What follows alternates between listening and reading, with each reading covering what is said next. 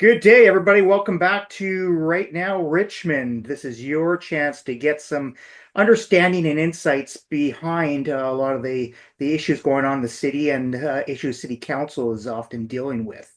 Today, I've got John Roston. He's a longtime resident of Richmond, an educator, former professor, and a strong community advocate in Richmond. He was a mayoral candidate in the last municipal election here in Richmond as part of RITE, the Richmond Independent Team of Electors, whose mission is to have a positive and put pressure on council to have a clear and honest, strong voice to ensure the public is heard at council. And Carol Day, Michael Wolf, and Laura Gillanders are all current councillors with RITE. John is also a bit of a housing expert, and he's spent a lot of time researching a lot of the key issues. And he's also an expert on a few other things like EVs, and we'll have him on maybe sometime around that. But today we really want to focus on housing. And that's because Barry Conkin, who was a former director of policy planning at the City of Richmond, has launched a bit of a bombshell out there with a note to the city explaining some of his concerns about what council and the city are not doing around housing. And really, there's some really informative points he makes in there. We're going to go into some of those today. So Barry Conkin's role from 2013 with the City of Richmond was Director of Policy Planning, and that position is generally responsible for day-to-day activities involved with processing development applications. So he's going to share some key insights through his note that he's put out. But before we get started on that, I want to turn to John for a moment, give John a chance to give some context to you, the viewers, around housing and rental housing and housing in particular. So John, give us your insights, your context to this right now for people. Well, thanks very much, Jerome. Great to be with you today.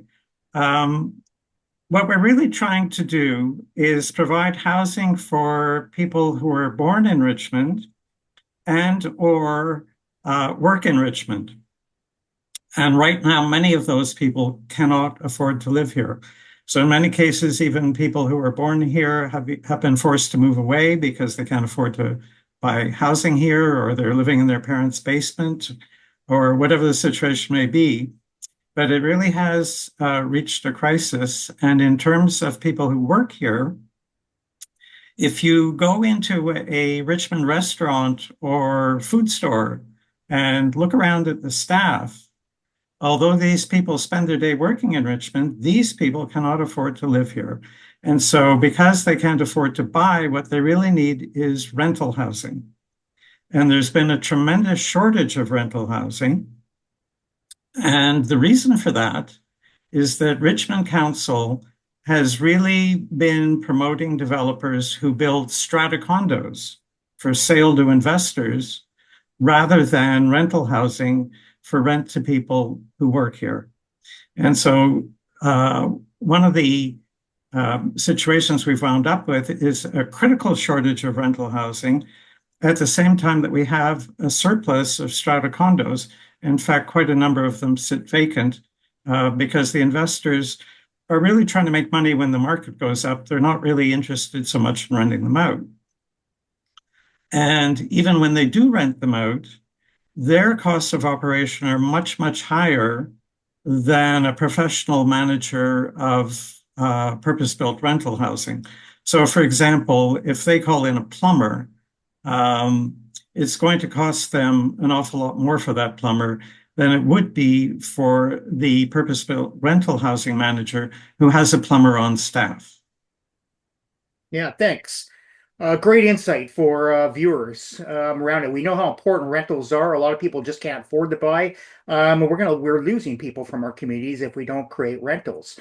And that's important for our business community who needs people to work and support our economy. It's also for things like first responders to have appropriate housing, and other municipalities are looking at that a little closer, because if we don't have those people in the community, it increases risks in itself to the community.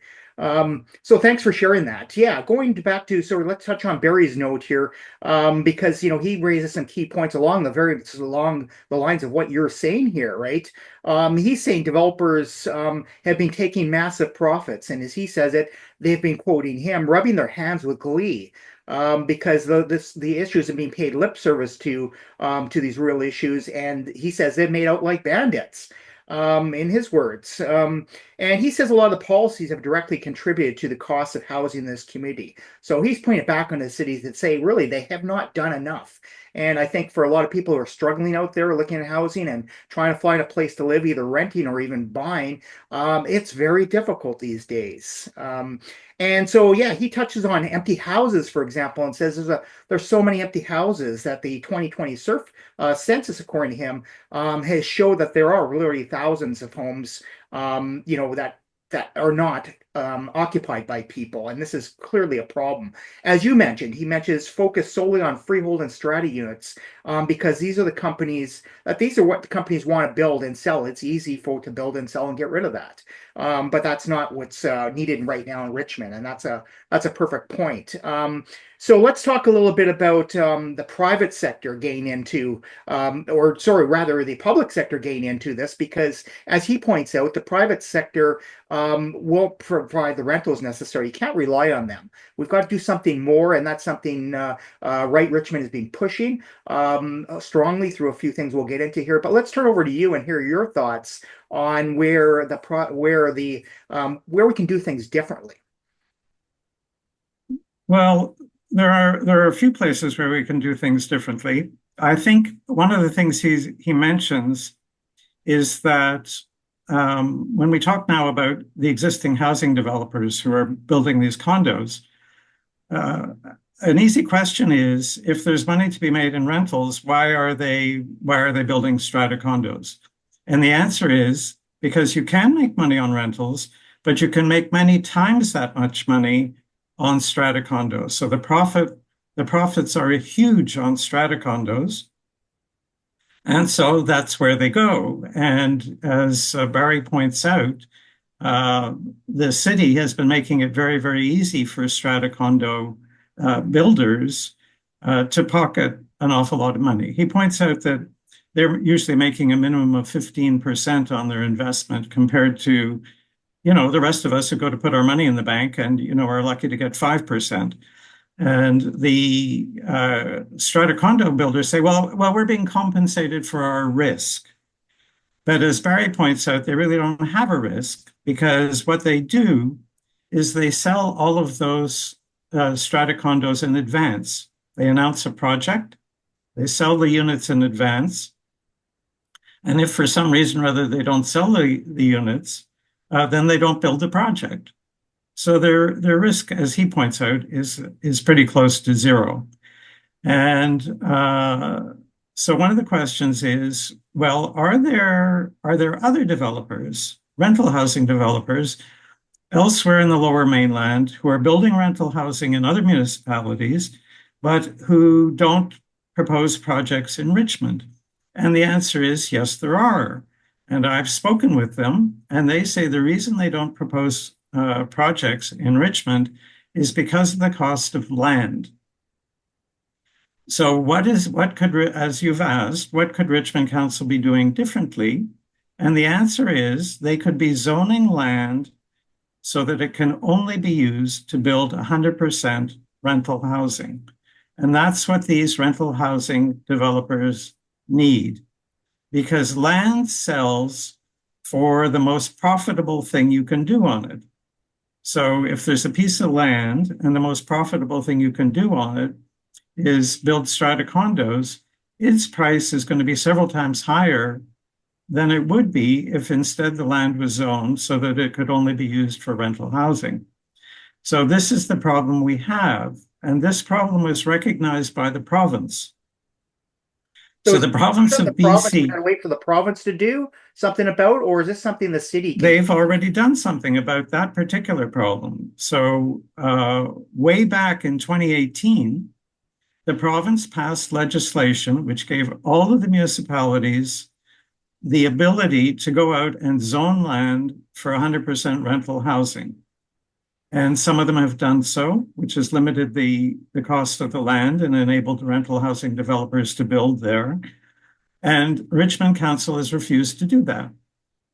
And it's even further than that. The province recently passed legislation to say that in the case of a piece of property that's zoned for single housing, if the property is actually big enough, there is automatically the right for somebody to come in and build multiple housing units on that single family lot. So they passed that legislation. And city staff proposed to city council that in line with that, Richmond's own zoning regulations stipulate that if somebody did that, that the units should be rental units. And city council turned that down. They turned down the proposal of their own staff and said, no, they should be able to build strata condos on it. So if you take a single family property and you build multiple housing units on it, they can be yet more strata condos. So this is the sort of thing that's gotten even people like Barry Conkin, who after all was a city employee, pretty frustrated about what city council has been doing. Yeah, great insights, John. Thanks for sharing that. Let's talk a little bit about using city land. Barry touches on this too, and as development sites. And this is something that we've thought about. I've promoted that before to say, why aren't we using more city land for developments like this? What are your thoughts on that towards being able to create more rental housing? So we have to make a distinction when we're talking about city land in terms of different needs. So we've been talking about the need for rental housing for people who are employed and who can afford to pay rent. There's also, as we know, a huge crisis in terms of homeless people and the notion of building housing for them. So one of the things about land that the city already owns, then it costs them nothing to allow housing to be built on it for people who are homeless, and that enables that housing to be built quite cheaply because, of course, there's no cost for the land. So that's something where, in terms of city land, that's sort of the first use we look at for city-owned land, and it's the second use, which is for people who can afford to pay rent.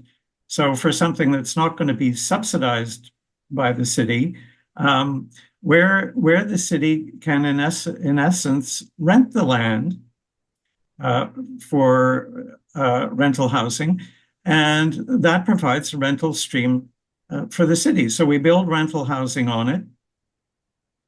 And one of the questions is, where does the money come to build the rental housing? We can deal with that in a minute. But the point is that we can use city-owned land for that, because people are paying rent. It's enough to pay the operating expenses on the rental housing and also to pay a rent on the land back to the city. So that the city, rather than the land just sitting there doing nothing, it actually becomes a revenue stream for the city in that case. Yeah, and that's great because the city maintains the asset forever. You build on city land, but it's still city land, and the city and it Exactly. belongs to taxpayers get to keep that forever. We're not selling it off, and so that in future that land can be potentially used even again in 50 years in a redevelopment, etc. Right? So we protect the assets of the taxpayers, and I think that's a key point there. And even as Barry says, if we don't have the right sites right now, we could sell off potentially a site or two that we've got and buy another site that's more appropriate if that works, to be able to again use city land and maintain that, which leads into sort of the next topic I want to touch on is a city housing authority. This is something RITE has promoted, and other cities. Burnaby has just started up theirs. A number of other cities have leaned into having their own housing authority. Richmond has a strong history of having their own independent corporations, as in Lulu Island Energy Company and the Oval are two that are wholly owned subsidiaries of the city. Why aren't we doing this with housing and creating a housing authority that can take control and create more options around housing instead of staying stuck in the status quo? So I want to get your thoughts on that. Moving forward to the housing authority, what's your thoughts on that? Well, Jerome, I know you've done a lot of work on this yourself and made some proposals which if followed by City Council, I think would be a big help in trying to solve the shortage of rental housing. But one of the points to keep in mind is that the city is able to operate housing at a profit simply, as you point out, by having a housing authority. And the housing authority has a big advantage. So, in other words, a housing authority owned by the city has a big advantage over private ownership. And that is, it can decide who gets to live in the housing. For example, if we want to prioritize people who work in Richmond, so that rather than having to spend 2 or 3 hours a day commuting from, suburbs far away, they actually live here and can walk to work. Then it's the city housing authority that can ensure that those people have a priority and that they get housed first. And just parenthetically, it also, that sort of arrangement saves us all on our taxes because we are all paying for the transportation system that transports these people from far away. So it's a win-win situation, both for the people who live in the housing and for the rest of us as citizens who save money on our taxes. Yeah, great point. The housing authority can do things that the city can't in itself, and I know the city's right now for viewers is looking at it. It's being proposed. They're undertaking exploration right now of creating a housing authority, and we'll look forward to what they come up with in the near future here. But it's about partnering with both developers, social service agencies, etc., in the community who can come together and have conversations and figure out better approaches to housing. And a housing authority can also do things like borrow to develop properties and lean into other levels of government as well. So I'm looking forward to seeing the outcome of that going forward. Touching back on Barry's note again, he talks about this, that the city's 2023 financial annual report shows about a 1.7 billion in cash and investments the city has. And his argument is sort of, why is the city sitting back on this and doing nothing with this money? It was created and funded largely from developments in order to create new types of housing, and yet the city seems to be wanting to sit on this fund instead of doing something with it. And that's what he suggests, and it's a great question. That why are we not doing something with this? In fact, he also touches on the casino revenue. He says from 1999, the city's share of casino revenue has been over $254 million. The city has gotten from casino revenues, and although he does call it dirty money, his argument is to do something positive with it. Turn it into, and that is again around housing. Use this to invest in housing and do something good with it. And that's funds that again the housing authority of Richmond, if they go forward with that, and ideally they would, could use that money to get these projects going. Let's quit talking and moving forward with some innovative ways to address housing. And so that's some key points again he points out. I think they're very valuable for viewers to know. The next thing I want to touch on, he touches on this a little bit, is sort of ground floor commercial, and he talks a bit about that it's maybe being overused, I guess, these days. And specifically, he refers to the development currently at that was just completed at Number 3 Road and Williams. And that has where the familiar with Tim Hortons just opened there. He's not against commercial, but he says in this case we've probably got too much of it, of ground floor commercial, and buildings like that should probably be just straight residential, and ideally rental again. What are your thoughts on that? Have we leaned in this a little too much, or is this the ideal model to continue using going forward?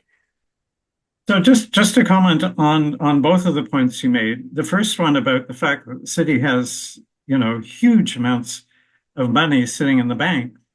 That's the money that can be used to actually build rental housing.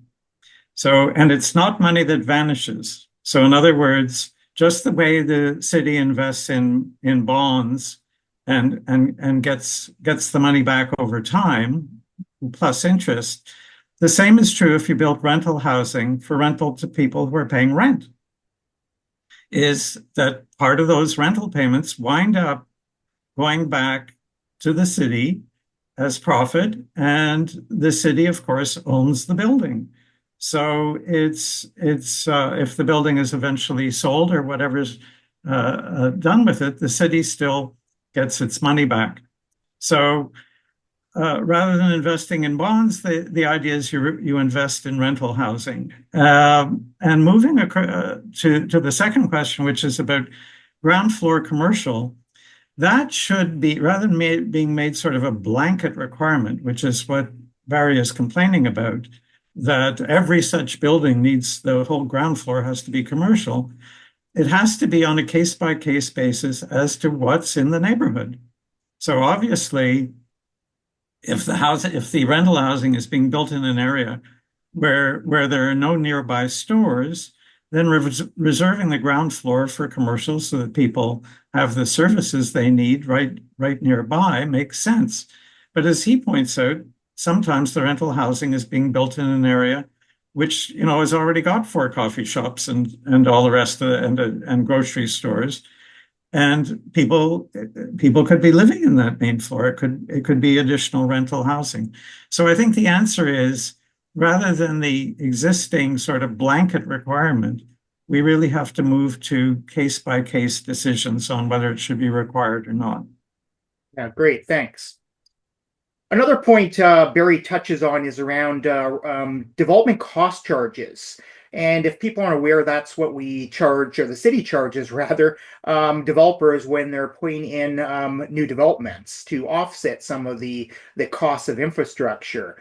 And he's saying, you know, if there's a housing agreement to limit use of 100% rental for the life of the building, then there should be no DCCs. They should be basically waived, those development cost charges. I'm interested in your thoughts, John. Is that a good idea, good approach? What do you think? Yes, I think it is a great approach. The question is really how to make rental housing more affordable. And it's really directly related to how much it costs to build the rental housing in the first place. And these DCCs, these cost charges that the city imposes on the developer, are really an excellent example of that. And in the past, the city has actually provided some reductions to a few developers, and their thought in reducing those charges was that it would make the housing cheaper for the people who are going to live in it. Whereas instead, the developers simply took it as extra profit and put it in their pockets. So the city hasn't actually been very good about seeing that when they do something, that actually the result is what they had originally intended. So I think his point is you have to be a little bit more clever about how you provide benefits. But certainly in the case of rental housing, yes, we could definitely reduce those charges. And it doesn't mean that every time you build a new building, you have to build a new plant to supply the water or something like that. You know, we have the water plant already. Yeah. So they are right that over the long term, yes, we do have to expand what we pay on things. But I mean, those costs could be borne by the people who are building strata condos and more expensive types of housing rather than rental housing. Okay, thanks for your shots, John. Appreciate that. We only got a few minutes left. I'm going to start to wrap this up with a couple of key points I want to make here. From, again, going back to Barry's note, this is quite the bombshell he's launched here, to having been an employee in a senior role in the city and sharing his thoughts on housing. You know, he says the goal cannot be for each of you from council. And to be able to say that you amassed nearly $2 billion in a rainy day reserve fund and a clubhouse for a few lawn bowlers? Question mark. Surely there must be a better legacy you can leave than that. And, you know, he's referring to the lawn bowling club that got passed by council. RITE was strongly opposed to that. It was around 5 million, I believe, to build that. And it really, that 5 million could have been used towards housing, which is a higher priority at this point, and has been for a while. We know that. The final quote I want to leave you with from Barry's note is this. It is a different world now. You appear to be completely out of touch with the reality of trying to make a living and find a place to live in this time and in this place. Many of you bought your homes at a much lower prices a long time ago, and have no understanding of the current challenges that people experience just putting a roof over their heads. These are people who have jobs, who make a decent income, who are trying to raise or even start families. You have an opportunity to make a real difference. Stop taking the easy way out. Wow, a powerful quote from Barry. Your thoughts, John, on this and overall on housing and rental housing, just to bring this session to a closure here. Well, in two different areas. The first area is really in what Barry is addressing, which is the behavior of our city council. And the behavior of our city council has been to do as little as possible on rental housing, leave it to the developers, and whatever the developers come in and propose, well, that's the sort of housing we're going to get. So very non-interventionist, while at the same time mounting a major public relations initiative to try to create the impression that they are concerned and are doing something about it. So, for example, there are quite a number of buildings who, if we go back 40 years, were built as rental housing. And the city council went and made up a list of all those things which are currently rental housing and zoned the land they sit on for only rental housing, and then came back and said, yes, we're taking advantage of the new legislation. Yes, we're, zoning land for rental only. Well, whereas in fact, of course, it didn't create a single new unit of rental housing. So, but it's sort of a PR exercise. So it's time the council actually started doing something meaningful. And I hope Barry's note will give them a little bit of a push to do that. Yeah. The second area, maybe I'll mention very briefly, is just the attitude of our own citizens, of which we both are. And the way we think of, just as individuals, how we think of housing. And many of us own our own homes. We're really quite comfortable.